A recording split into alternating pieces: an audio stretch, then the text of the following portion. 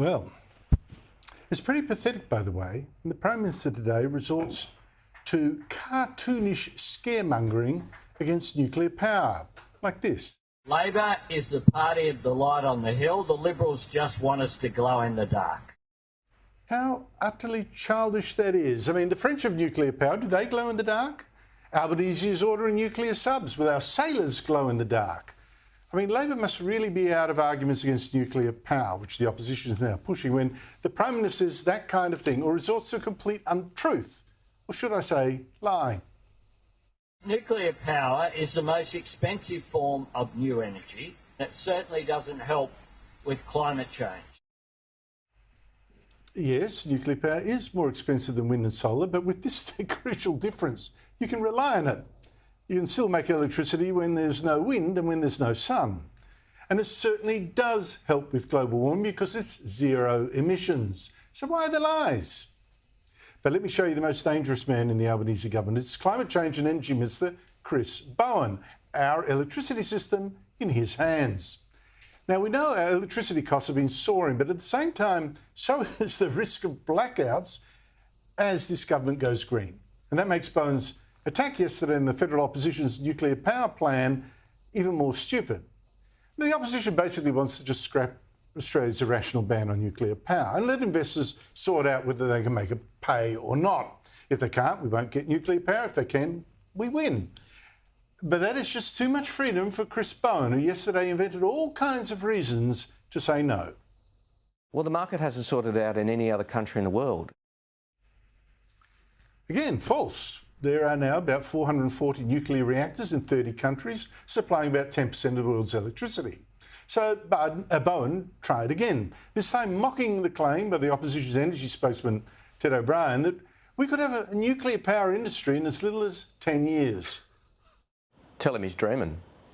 I mean, I don't know what experts he's talking to. The United States, with a very developed regulatory regime, with a very developed nuclear industry, the nuclear leader of the world. The average build time of a nuclear power plant in the United States has been 19 years. In fact, even the government's own Australian Nuclear Science and Technology Organisation says, well, actually a small modular nuclear reactor could take as little as 3 to 5 years to build, and a large reactor 6 to 12. The government just needs to get a wriggle on with the regulations. And really, if delays are the reason to say no, then say no to the Albanese government's green energy scheme to replace fossil fuels with wind and solar by around 2050. That's still 26 years away. For instance, Bowen's rollout of 26,000 or 28,000 kilometres of transmission lines to hook up all his planned new wind and solar plants at an estimated cost of $80 billion is way behind schedule. His Snowy 2.0 scheme to store green energy is already 10 times his promised price and years behind. So then came Bowen's final flabby argument yesterday. Australia has the best renewable resources in the world. It would be a massive economic own goal to give up utilising those resources.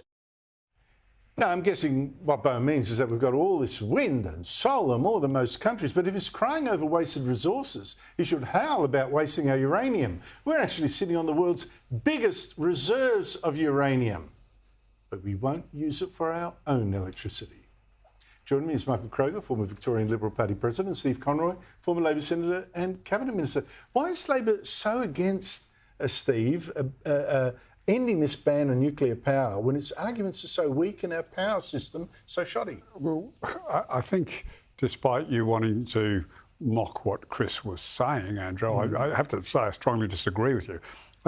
Matt Canavan has belled the cat. Small nuclear modular ones, they are not part of this package. They are not on the table. They are off the equation. No one's done it anywhere in the world. And at least Matt Canavan. I also mentioned large nuclear. I'll come to nuclear. Again. No. I will come to the... Why? Okay. Why? So on the large ones... The ban. We're not talking about building the nuclear. Right now we're talking about ending the ban and letting the market sort it out. Because that was Why is Labor against that? That was a bipartisan position. I mean, I love Peter Dutton suddenly discovered courage when Matt Stephen, Canavan... stop deflecting. I'm not deflecting. A straight answer. I mean, why is it against the ban? And then you say, oh, it's bipartisan when it's clearly not. Why is it against the ban? Why did John Howard vote for it?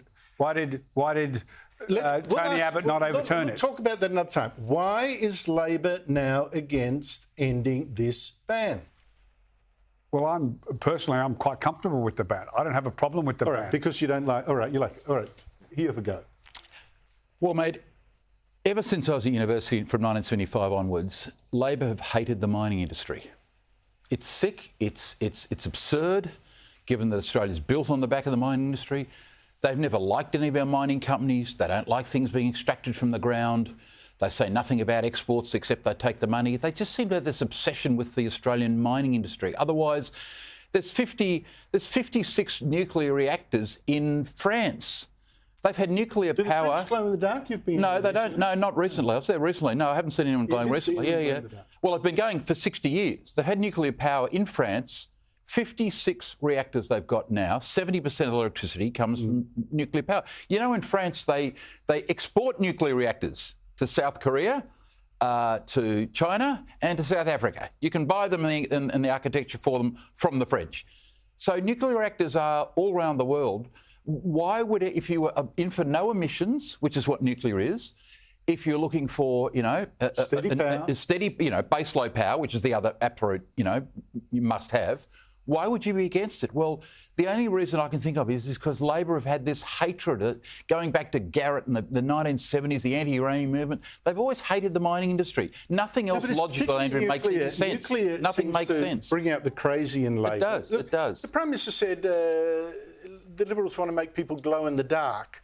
Why is he then ordering nuclear submarines? Well, they actually are little, small, self-contained modular.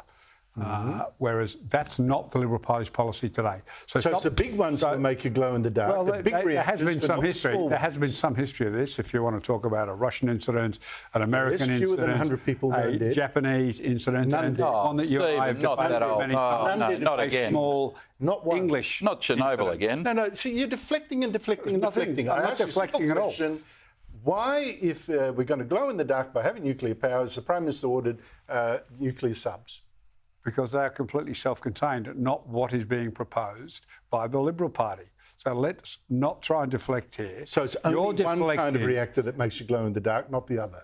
The large ones have a much greater capacity to, by definition. Steve, this is the point. A sensible person like you is tied up in knots over a stupid, irrational ban that Andrew, you've known me can justify. 35 years, and you know why I've been opposed to the nuclear industry in this country. Yes, and I don't make any sense. I still can't make any sense of it. The reason tells you it is not what Labor claims. It doesn't make you glow in the dark. I mean, it's just a joke. Meanwhile, what Labor's electricity system, most of Labor states, right, have a look what it's doing. We've got now a report today that private hospitals are being forced to shut for many reasons. I'm only naming one of them. At least 6 hospitals shut in 16 months. And one of the reasons, one of the pressures on them is electricity prices. An Ernst & Young study reported in The Australian found that private hospitals' energy and utilities bills were up 13.8% in 1 year. I mean, seriously. So, Andrew, this is the power of demonstration. It's why the left demonstrate all day and have ever since I started in short pants and watching the anti-Vietnam demonstrations. Demonstrations are designed to intimidate. They've intimidated successive governments over the year on global warming, Liberal governments as well. And so what we have is this massive headlong rush to renewables, to get rid of cars, fossil fuels, etc., well ahead of what we need to. And we're as much to blame as Labor. And you've now got this obsession with renewables. As you've pointed out many times, we're less than 1% of the world. So whatever we do here makes no difference. Yet 2%. People are bleeding everywhere with these massively increased power prices. If they came with reasonable arguments to say, I'll consider that. I'm a reasonable guy. Stephen Jones, Steve, is the second minister now that has been caught charging a fortune to the taxpayer. Last week, the story was that Employment Minister Tony Burke somehow managed to blow $57,000 of our money on a 4-day trip to Washington. Today, Assistant Treasurer Stephen Jones, he actually racked up a $43,000 Commonwealth car bill in 9 months, partly because 3 times at least he used it to drive 2.5 hours from his Shell Harbour home to Parliament and back, even though he's got a taxpayer-funded car to make that journey, which other MPs around him, that's how they do it. Yeah, look, these are the sort of arguments that I find quite pathetically trivial, Andrew. And both sides of politics, I mean, if you look at today's stories about how much Bridget McKenzie has spent travelling away from home and claiming travel allowance. I don't have a problem with this. They are doing their job. The problem I have? Senators in particular. The problem I have is the contempt for taxpayers' money. This is not if you spend money on nothing to like do this, with the contempt. This is actually trying to do your job. Bridget McKenzie is doing her job.